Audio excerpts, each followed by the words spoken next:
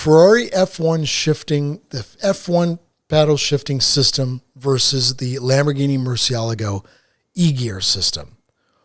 The Egear gets a lot of flack in general. Yeah.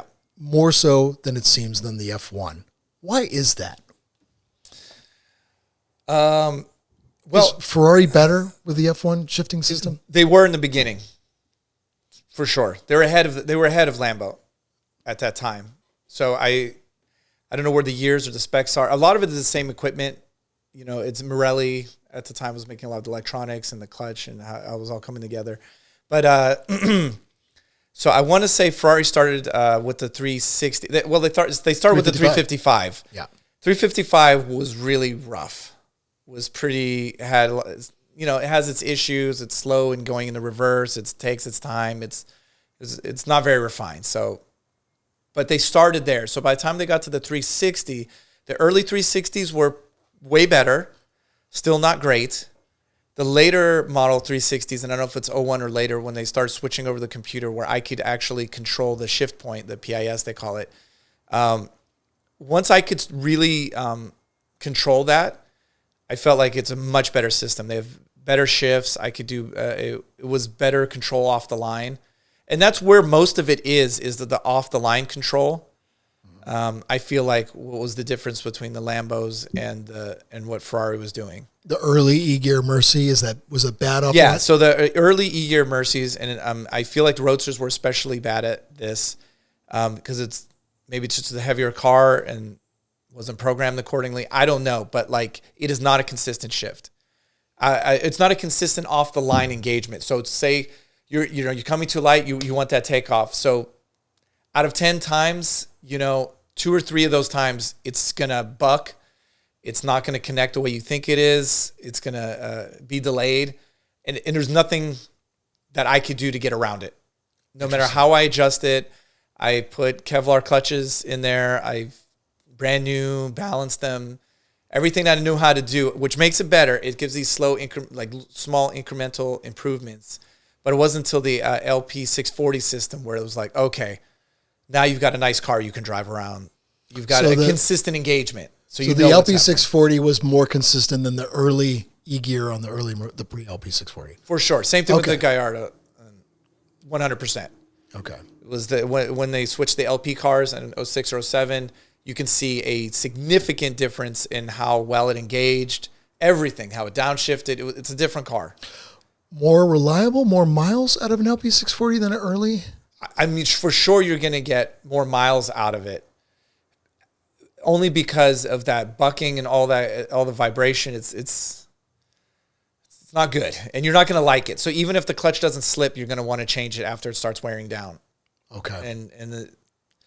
It doesn't inspire confidence, that's for sure. Oh, interesting. So when it wears down, it's even much worse than when an LP640 wears down? You still get a little long life you can squeeze out of it? Yes. Is that why a lot of the early Mercy E-Gears, it seems like you're changing the clutch around 5,000, 6,000, 7,000 miles, and then LP640s are more? I would say so. It's hard to say because it depends on how someone drives. If you get stuck on a hill, that's a big difference. If you're doing this in traffic with an early E-Gear, you're cooking it. It's over. It's going to be over real soon. Okay. So depending on where you're driving. Yeah. If you're not thinking about it, if you're abusing it, if you let the clutch go loose without adjusting it, there's all those things. So you could be changing that clutch more often than you want to. Got it. So for sure, the later models give you more control. It's, again, when you have better, more positive engagement, you're not slipping the clutch and wearing the clutch. So it's pretty simple when you think about it that way. So LP640 versus an F1 Ferrari at the similar time. What model is that? Is that a 430? What year's 430?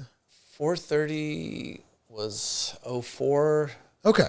It's similar. A similar time. Yeah. And earlier you mentioned that the best shifting to you was the F1 on the Scud?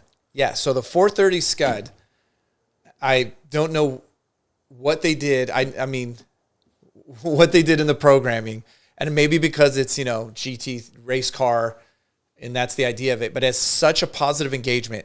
So it's always a quick engagement, a solid engagement. The car doesn't seem to buck, and it goes. The shifts are lightning fast, Wow. And they come in hot. It's one of the few F1 cars where I'm like, this is pretty goddamn good.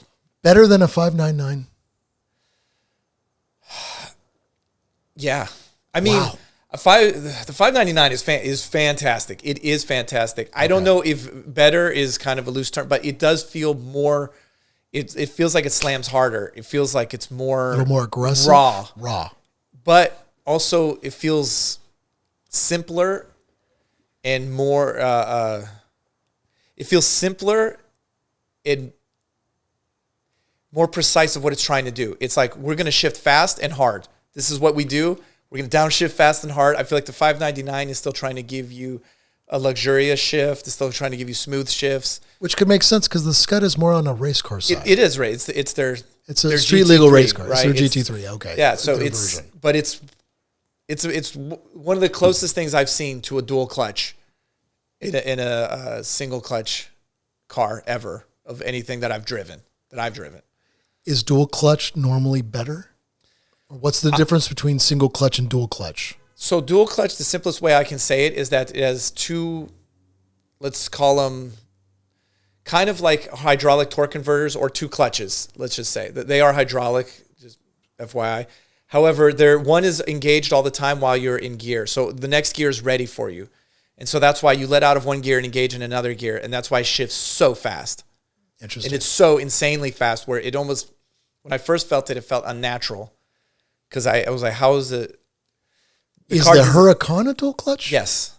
That's why they're lightning fast shifts. Yeah, lightning fast and downshifts. And it's for all reasons other than engagement, it is a superior situation and it's a superior transmission. Interesting. That Porsche, what is the Lambo, Aventador? Ferrari. The Aventador is a very interesting setup. And I got to give Lambo kudos for going here because it is a single disc dry clutch. So it is. So it's the next generation Egear, Yes. but superior. Superior. So dialed in. Yeah. It's okay. I mean, in that I would compare, you could compare that to the Scuds. Like that's Okay. because that's a really pretty darn well done single disc clutch and shifts hard. Like, I mean, it hits you like a sledgehammer going through gears. Which is what you want, because I've heard somebody say something about the Aventador that it's rough and intense, and you know they felt that wasn't refined, but the Aventador is supposed to be fast as hell, sledgehammer, bam, bam, bam. This is not about cruising and going to Trader Joe's for some groceries, right? I love it. I love that the Aventador is like this. I love that the transmission comes at you hot. Okay, and hits you hard. It's not. I think in the overall life of your clutch and all that, and probably for racing, you were going to want the dual clutch, right? Overall, it would seem like a better, more reliable system, right? However, does it feel better? The Aventador feels fast, and when it shifts, it feels fast as and it hits you. Like I said, it's a baseball bat to your back when it's shifting, and you don't get that. I don't get that with the dual clutches. And that's sometimes what turns me off from them. It's so good. It's such perfection that sometimes you hear it shift and you feel a small vibration, you hear the shift and you're like, yeah, I'm in a different gear, but am I? right. You could just tell me that. I could be in a video game and it would be the same sensation.